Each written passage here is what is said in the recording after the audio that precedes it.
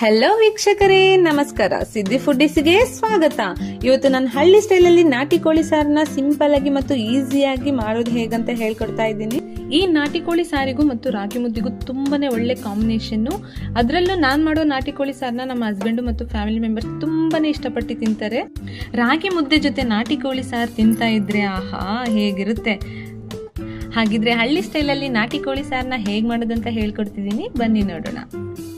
ಈಗ ನಾಟಿ ಕೋಳಿ ಸಾಂಬಾರ್ಗೆ ಬೇಕಾಗಿರುವಂತಹ ಮಸಾಲೆಗೆ ನಾನು 1 ಕಪ್ ಒಣ ಕೊಬ್ಬರಿ ತಗೊಂಡಿದ್ದೀನಿ, 2 ಈರುಳ್ಳಿ ಕಟ್ ಮಾಡಿ ಇಟ್ಕೊಂಡಿದ್ದೀನಿ, 2 ಮೀಡಿಯಂ ಸೈಜ್ ಟೊಮೆಟೊ ಕಟ್ ಮಾಡಿ ಇಟ್ಕೊಂಡಿದ್ದೀನಿ, 1 ಇಡಿಯಷ್ಟು ಕೊತ್ತಂಬರಿ ತಗೊಂಡಿದ್ದೀನಿ, 1.5 ಇಂಚಷ್ಟು ಶುಂಠಿನ ಕಟ್ ಮಾಡಿ ಇಟ್ಕೊಂಡಿದ್ದೀನಿ, 2 ಬೆಳ್ಳುಳ್ಳಿ ಬಿಡಿಸ್ಕೊಂಡು ಇಟ್ಕೊಂಡಿದ್ದೀನಿ, 15 ಕಾಳುಮೆಣಸು ತಗೊಂಡಿದ್ದೀನಿ, 4 ಲವಂಗ, 1 ಏಲಕ್ಕಿ, 1 ಇಂಚಷ್ಟು ಚಕ್ಕೆ ತಗೊಂಡಿದ್ದೀನಿ, 1/4 ಟೀ ಸ್ಪೂನ್ ಅರಿಶಿನ ತಗೊಂಡಿದ್ದೀನಿ, 1 ಸ್ಪೂನ್ ಚಿಕನ್ ಮಸಾಲ, 1 ಸ್ಪೂನ್ ಧನಿಯಾ, 1 ಸ್ಪೂನ್ ಗರಂ ಮಸಾಲ ತಗೊಂಡಿದ್ದೀನಿ, 2 ಸ್ಪೂನ್ ಅಚ್ಚ ಖಾರ ಪುಡಿ ತಗೊಂಡಿದ್ದೀನಿ. ಈ ಖಾರ ಪುಡಿ ಮನೇಲೆ ಮಾಡಿಸಿರುವಂಥ ಖಾರ ಪುಡಿ, ಇದು ಕುಟ್ಸಿರುವಂಥ ಖಾರ ಪುಡಿ, ಮಿಷಿನ್ಗೆ ಹಾಕ್ಸಿಲ್ಲ.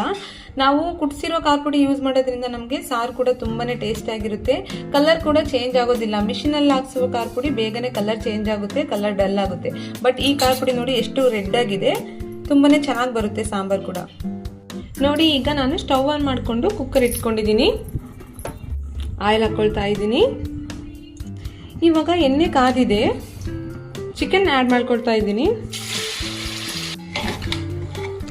ಈ ರೀತಿ ಮಿಕ್ಸ್ ಮಾಡ್ಕೊಳ್ಬೇಕು. 1 ಸ್ಪೂನ್ ಕಲ್ಲುಪ್ಪನ್ನ ಆ್ಯಡ್ ಮಾಡ್ಕೊಳ್ತಾ ಇದ್ದೀನಿ, 1/4 ಟೀ ಸ್ಪೂನ್ ಅರಿಶಿನ ಹಾಕ್ಕೊಳ್ತಾ ಇದ್ದೀನಿ, ಅಚ್ಚ ಖಾರ ಪುಡಿನ ಆ್ಯಡ್ ಮಾಡ್ಕೊಳ್ತಾ ಇದ್ದೀನಿ. ಈ ರೀತಿ ಮಿಕ್ಸ್ ಮಾಡ್ಕೊಳ್ಬೇಕು ಎಲ್ಲನೂ.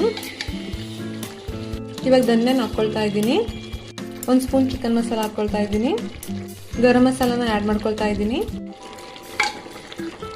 ಎಲ್ಲ ಮಿಕ್ಸ್ ಮಾಡ್ಕೊಳ್ಬೇಕು. ಮಿಕ್ಸ್ ಮಾಡಿಕೊಂಡು ನಾವು 5 ಮಿನಿಟ್ಸು ಚಿಕನ್ ಬೇಯಕ್ಕೆ ಬಿಡಬೇಕು ನಾವು. ಆ ನಂತರ ನಾವು ಮಸಾಲೆನ ಆ್ಯಡ್ ಮಾಡ್ಕೊಳ್ಬೇಕು. ಮಿಕ್ಸಿಲಿ ಹಾಕ್ಕೊಂಡಿದ್ದೀನಿ, ಈಗ ರುಬ್ಕೊಳ್ಳೋಣ. ನೋಡಿ, ಮಸಾಲೆ ರುಬ್ಕೊಂಡಿದ್ದೀನಿ. ನೋಡಿ, ಇವಾಗ ರುಬ್ಬಿಟ್ಕೊಂಡಿರುವಂತಹ ಮಸಾಲೆನ ನಾನು ಹಾಕ್ಕೊಳ್ತಾ ಇದ್ದೀನಿ. ಮಸಾಲೆನೆಲ್ಲ ಈ ರೀತಿ ಮಿಕ್ಸ್ ಮಾಡ್ಕೊಳ್ಬೇಕು. ಈಗ 2 ಕಪ್ಸ್ ವಾಟರ್ನ ಆ್ಯಡ್ ಮಾಡ್ಕೊಳ್ತಾ ಇದ್ದೀನಿ.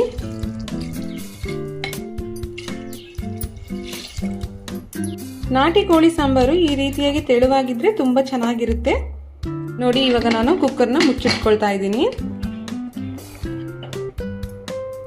ನೋಡಿ, 4 ವಿಷಲ್ ಬರೋವರೆಗೂ ನಾವು ನಾಟಿ ಕೋಳಿನ ಬೇಯಿಸ್ಕೊಳ್ಬೇಕು.